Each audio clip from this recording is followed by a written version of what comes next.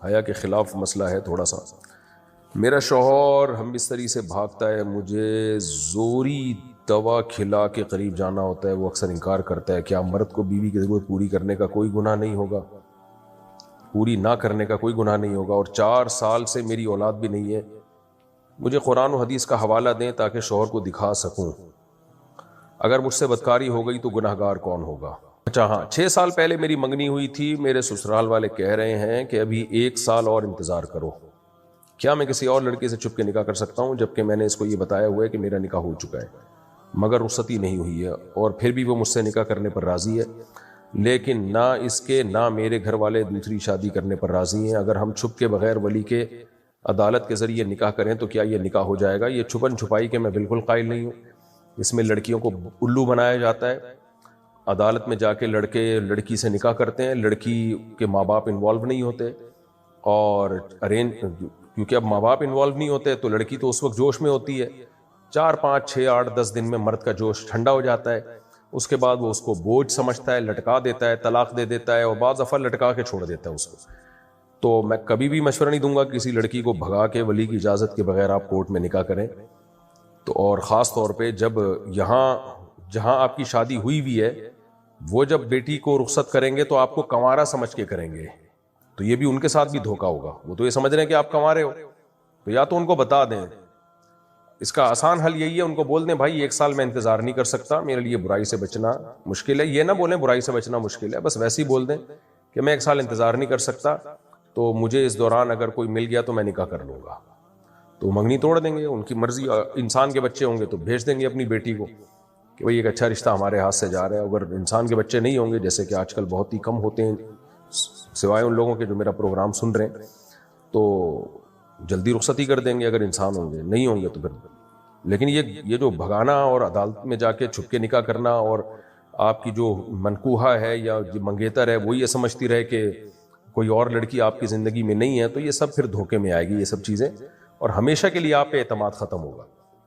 اور اس لڑکی کا بھی بیڑا غرق ہو جائے گا جس کو آپ بھگا کے کورٹ میں شادی کریں گے اس سے, اس کا بھی بیڑا غرق ہو جائے گا, کیونکہ آپ نے اس کو بھی بعد میں چھوڑنا ہے. ابھی تو آپ کہہ رہے ہوں گے نہیں میں بڑا با وفا ہوں. میرے سامنے بہت کیس آئے ہیں بھائی. مرد ارینج میرج ہی میں وفا کرتا ہے 99%. 1% ہوتے ہیں جو شیر کے بچے ہوتے ہیں, وہ کہتے ہیں ایسی کی تیسی, جب شادی کی ہے تو وفا کر کے دکھائیں گے. لیکن زیادہ تر مرد کیا کرتے ہیں, خاندان انوالو ہوتا نہیں لڑکی کا, وہ بیچاری معصوم ہوتی ہے, لارے رپے دے کے اس بڑی بڑی باتیں کرتے ہیں. اس وقت ان کے ارادے بھی ہوتے ہیں کہ میں رکھوں گا اور میں اس کے لیے آسمان سے ستارے توڑ کے لاؤں گا.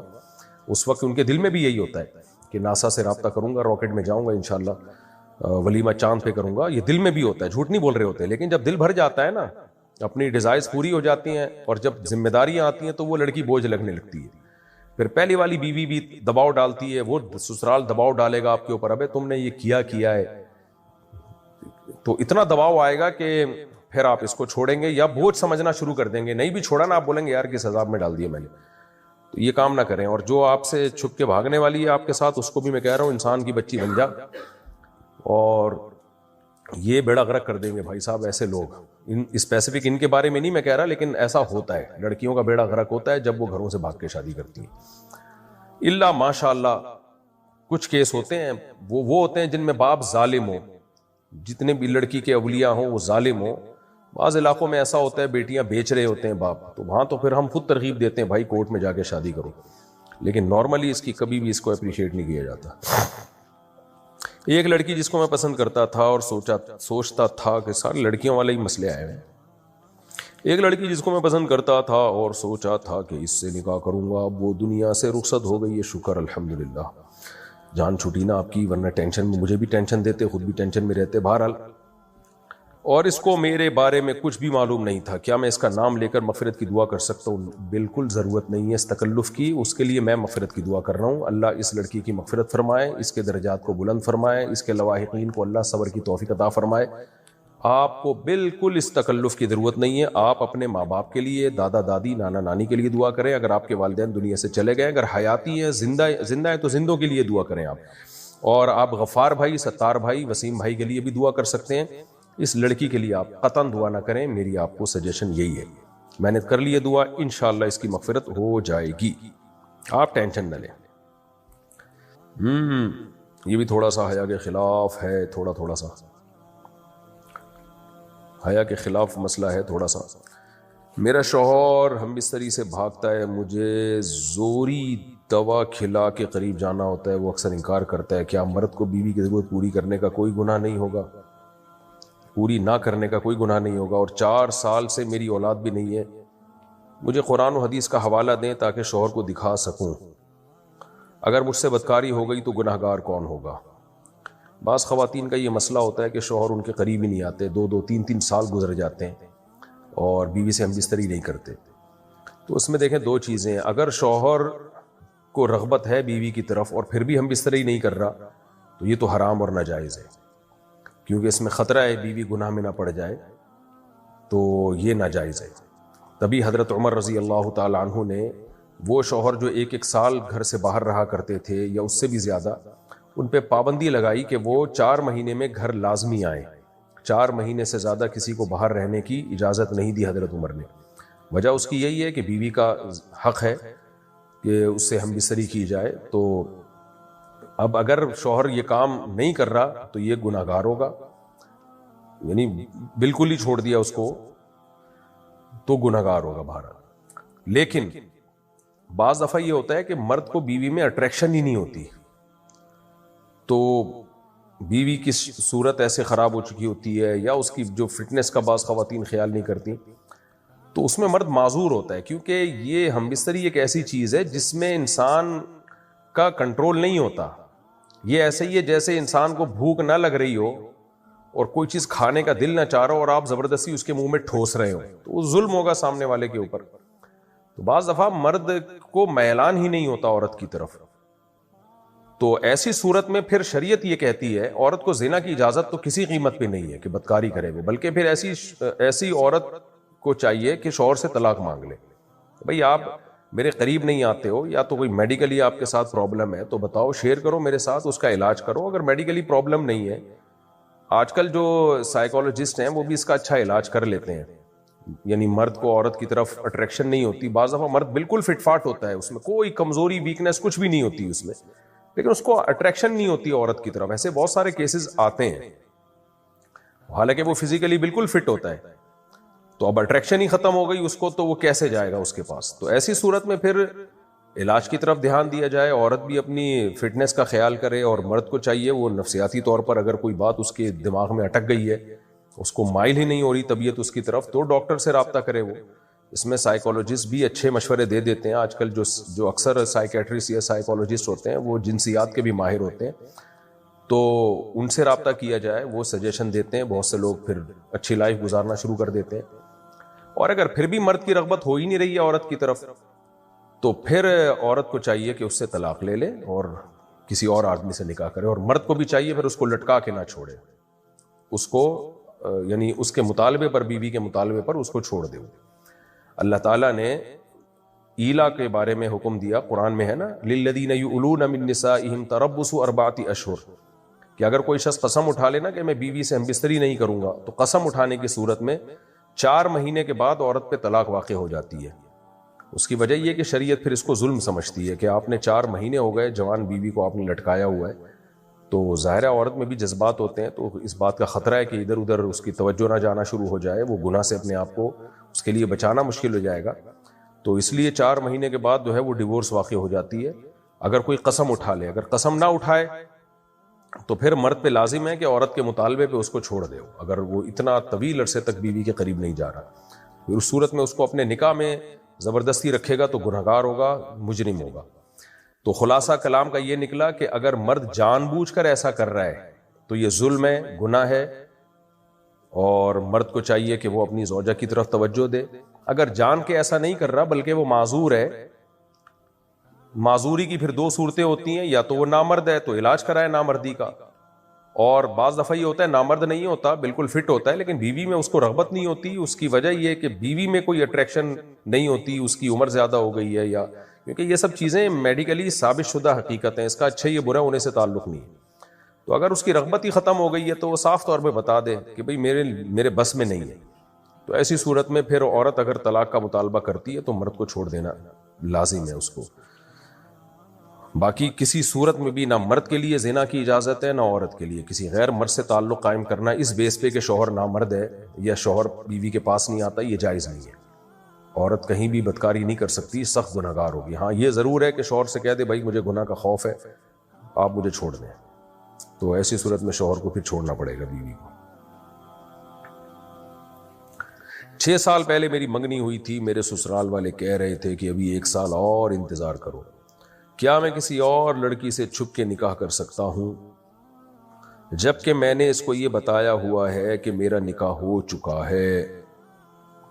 اچھا، پچھلے والے مسئلے میں ایک بات یہ بھی ہے کہ بعض دفعہ یہ ہوتا ہے کہ مرد عورت کے قریب نہیں آتا بیوی کے، اس میں رغبت ہی نہیں ہوتی بیوی میں اس کو، اور عورت جو ہے وہ کہتی ہے کہ بھئی میں طلاق اگر لیتی ہوں تو میرے بچے رول جائیں گے، تو میں اسی مرد کے ساتھ رہتی ہوں، تو اب یہ شوہر بھی نہیں آ رہا تو کیا کروں میں؟ تو پھر اب آپ کے پاس صبر کے علاوہ کوئی اور راستہ نہیں ہے۔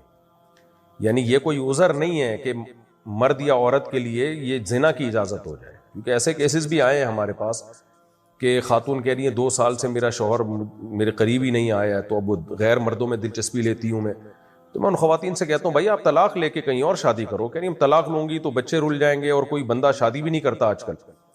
تو یہ خوب سمجھ لیں یہ کوئی عذر نہیں ہے آپ کے لیے کہ آپ غیر مردوں میں دلچسپی لینا شروع کر دیں کہ بھی میرا میاں جو ہے مجھے لفٹ نہیں کراتا تو میں ادھر ادھر منہ مارنا شروع کر دوں، حرام ہی ہے۔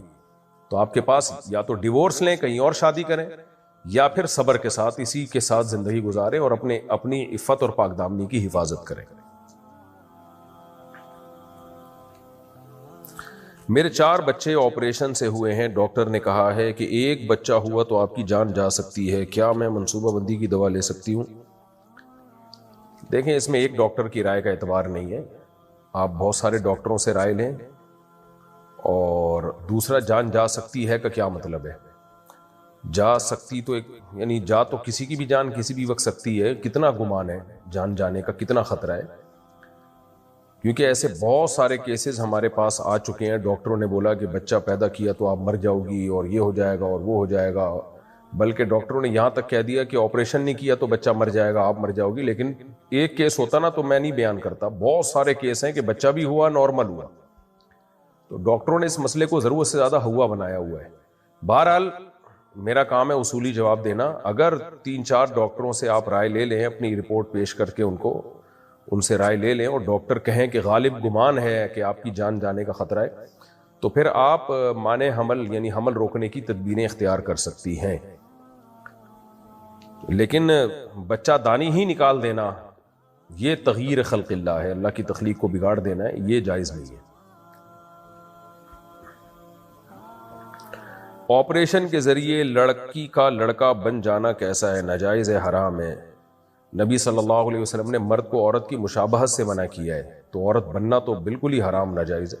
ہمیں اس کی اجازت شریعت نے نہیں دی ہے کہ ہم اپنے جسم میں ایسی کاٹ چھانٹ کریں جو ہماری تخلیق ہی کو بدل ڈالے، اس کی شریعت میں اجازت نہیں ہے۔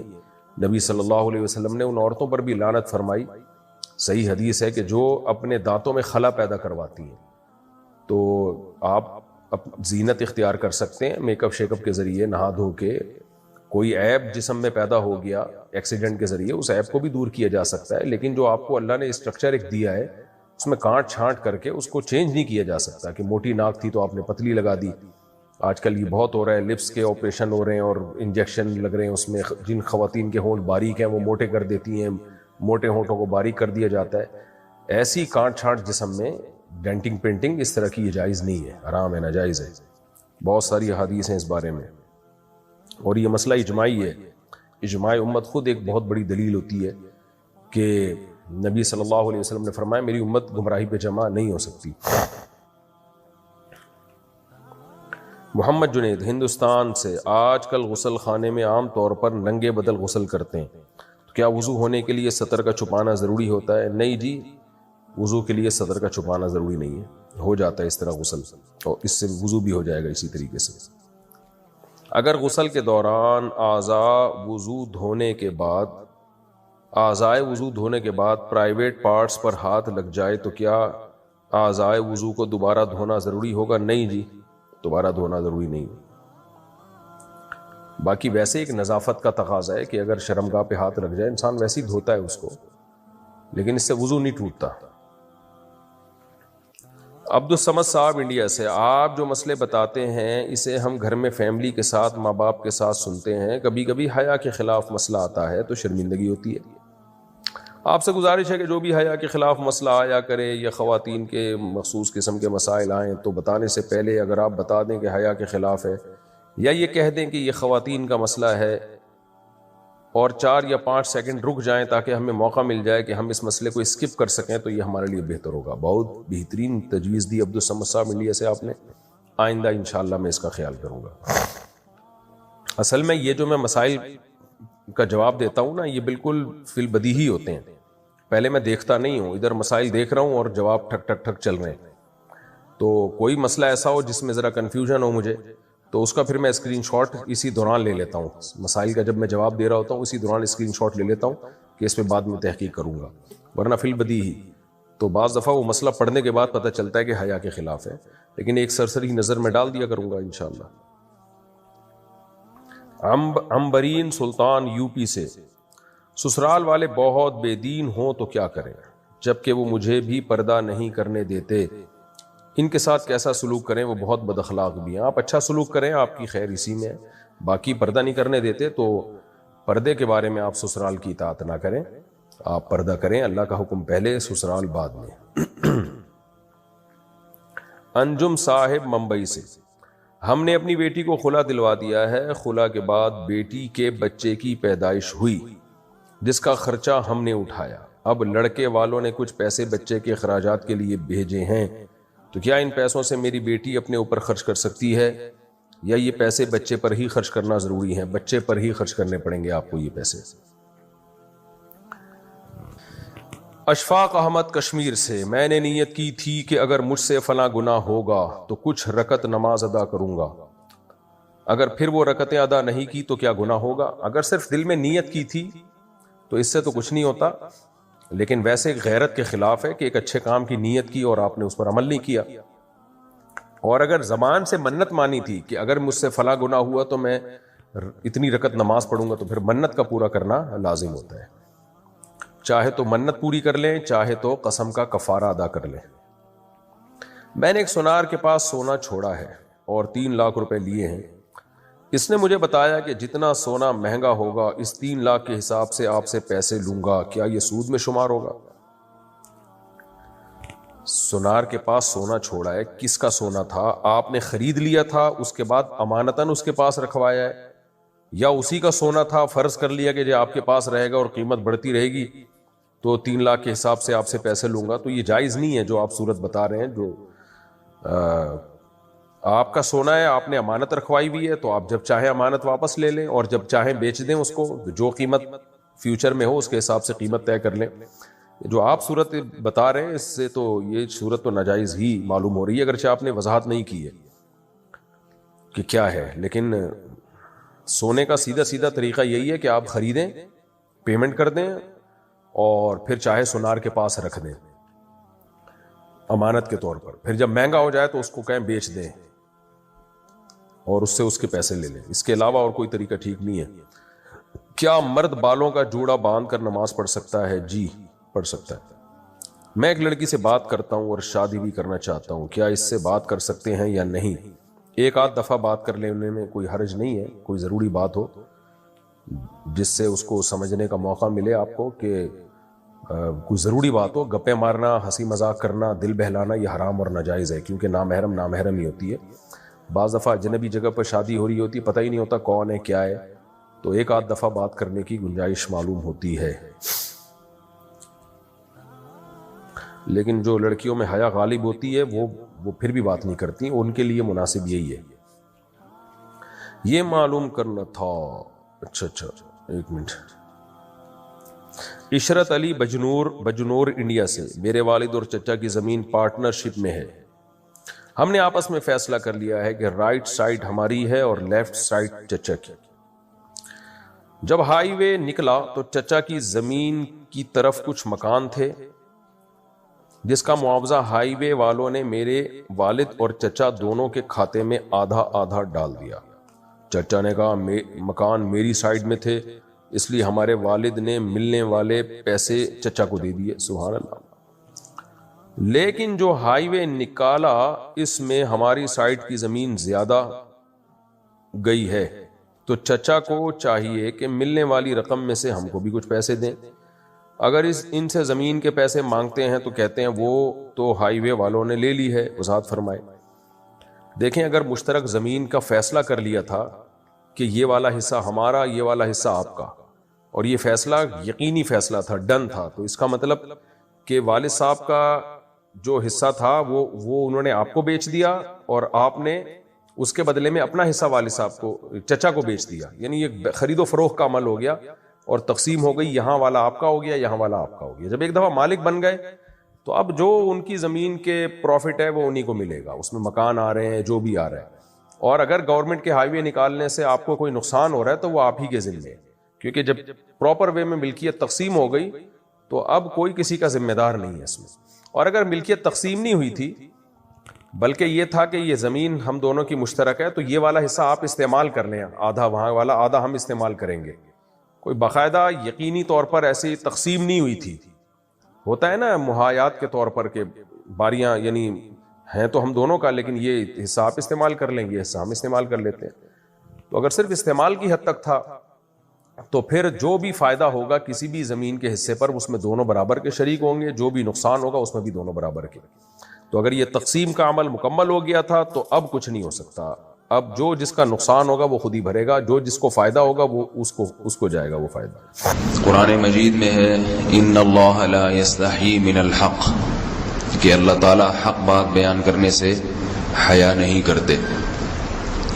حدیث میں بھی بعض ایسے مسائل کو اللہ کے رسول نے بیان کیا ہے صلی اللہ علیہ وسلم نے جو بظاہر حیا کے خلاف ہیں, مگر اس لیے بیان کیا کہ اگر آپ صلی اللہ علیہ وسلم بیان نہ کرتے تو لوگ ان بے شرمی کے کاموں میں مبتلا ہو جاتے. اسی وجہ سے میں بھی یہ ہمت کر رہا ہوں کہ ایک اور ایسا گناہ جس میں لوگ مبتلا ہیں اور وہ ہے حیا کے خلاف, مگر ہے بہرحال شریعت کا مسئلہ اور لوگ اس میں گناہ میں مبتلا بھی ہیں, اس لیے بتانا ضروری ہے. وہ یہ ہے کہ لوگ شادی کے بعد بھی آج کی نوجوان نسل زوجہ سے بیوی سے غیر فطری طریقے سے ہم بستری کرتے ہیں. انٹرنیٹ پر بیہودہ فلمیں دیکھتے ہیں تو جو چیز انگریزوں کی دیکھ رہے ہیں کہ ان کے کلچر آہستہ آہستہ میڈیا کے ذریعے ہمارے معاشرے میں بھی آ رہا ہے. اللہ کے رسول صلی اللہ علیہ وسلم نے لعنت فرمائی ہے, ایک روایت میں ہے کہ اللہ اس کی طرف دیکھے گا نہیں کہ جو اپنی زوجہ سے پچھلے راستے سے ہم بستری کرے گا. یہ بیماری بھی یہ گندگی بھی لوگوں میں پھیلتی جا رہی ہے, خاص طور پہ جن کو لڑکوں سے بدفعلی کی عادت پڑ جائے تو وہ زوجہ سے فطری راستے سے ہم بستری نہیں کرتے. اللہ نے فرمایا کہ نساؤکم حرث لکم, یہ تمہاری زوجات ہیں بیویاں ہیں یہ نسل بڑھانے کے لیے ہیں. تو اسی راستے میں انسان اپنی خواہش کو پوری کر سکتا ہے جس راستے سے نسل بڑھتی ہے. اس کے علاوہ کسی اور راستے سے اپنی خواہش کو پورا کرنا یہ حرام ہے, گناہ کبیرہ ہے, گندگی ہے. ہمارے پاس کیسز آتے ہیں, ایک پاک دامن لڑکی کی شادی ہوتی ہے, لڑکا بھی بظاہر بڑا نیک, لیکن کیا ہے لڑکا چونکہ ٹھرکی ہوتا ہے, شہوت کا درندہ ہوتا ہے, تو وہ یہ نہیں دیکھتا کہ میں اپنی بری خواہش مٹانے کے لیے میں اپنی زوجہ کو غیر فطری طریقے پر مجبور کیسے کر سکتا ہوں, تو مجبور کرتا ہے پھر اپنی بیوی کو. اس میں جو عورتیں زیادہ پاک دامن نہیں ہوں, نیک نہ ہو, یا ان کو یہ ڈر ہو کہ طلاق ہو گئی تو ہم کہاں جائیں گے, وہ پھر اپنے شوہر کے ساتھ اسی غیر فطری طریقے پر آمادہ ہو جاتی ہیں. اور اس کا عذاب اور اس کا وبال یہ ہوتا ہے کہ کچھ دنوں میں ان کو بھی اسی کی لت پڑ جاتی ہے. انسان جب بھی کوئی غیر فطری راستہ اختیار کرتا ہے آخرت کا عذاب تو بعد میں, دنیا کا عذاب یہ آتا ہے کہ پھر اس کو لذت فطرت میں آتی نہیں ہے. پھر جو راستہ اللہ نے رکھا اس میں اس کو لذت نہیں آئے گی, پھر وہ گندگی میں ہی گھسنے کی کوشش کرے گا, اس کی بھی فطرت خراب ہو جاتی ہے, اور جس کے ساتھ یہ بدفعلی کی جائے اس کی بھی فطرت خراب ہو جاتی ہے, وہ بھی پھر کسی کے قابل نہیں رہتے. تو اپنے جان پر رحم کرنا چاہیے. ہم انسان ہیں, ہم درندے نہیں ہیں, ہم گھوڑے نہیں ہیں, ہم گدھے نہیں ہیں, ہم جانور نہیں ہیں, ہم انگریز نہیں ہیں. انگریز نے تو حیا اور شرم کی تمام حدود کو توڑ دیا ہے. وہ تو درندے بن چکے ہیں. ہم تو درندے نہیں ہیں, ہم تو حلال کھاتے ہیں, پاک صاف رہنے کی کوشش کرتے ہیں. تو ہم ان کی جو کلچر دیکھ کے ہم ویسے درندے بننے کی کوشش کیوں کریں؟ تو یہ بہت بڑا وبال ہے, بہت بڑی برائی ہے جو ہمارے معاشرے میں آہستہ آہستہ جڑ پکڑتی جا رہی ہے, اور اس سے بیماریاں بھی پھیلتی ہیں. غیر فطری طریقہ ہے, بیماریاں بھی پھیلتی ہیں. ایسے کیسز آتے ہیں کہ جناب وہ مرد مجبور کر رہا ہے بیوی کو, اور وہ بیوی جو ہے ساتھ نہیں دیتی, تو پھر اس کو طلاق کی دھمکیاں دیتے ہیں. ایسے کیسز بھی آتے ہیں. اور یہ بھی آتا ہے کہ مرد جب اپنی بیوی کو غیر فطری طریقے پر مجبور کرتا ہے, بیوی آمادہ نہیں ہوتی, تو مرد پھر یہ دھمکی دیتا ہے کہ بھائی میری خواہش تو تم سے پوری ہوتی نہیں ہے, پھر میں دوسروں کے پاس جاؤں گا. تو یاد رکھیں, جس عورت کا شوہر یہ دھمکی دے اس کو کہ میں زنا کروں گا اگر تم نے میری خواہش پوری نہیں کی غیر فطری طریقے سے, تو عورت اپنے شوہر سے کہہ دے کہ جاؤ تم کہیں اور جا کے منہ کالا کرو, تمہاری فطرت میں گندگی ہے تو یہ مجھے گندا بنانے کی کوشش نہ کرو. اس کو زنا کرنے دیں, وہ اللہ آخرت میں اس سے بھگتے گا. ہر بیماری کا اللہ نے علاج رکھا ہے.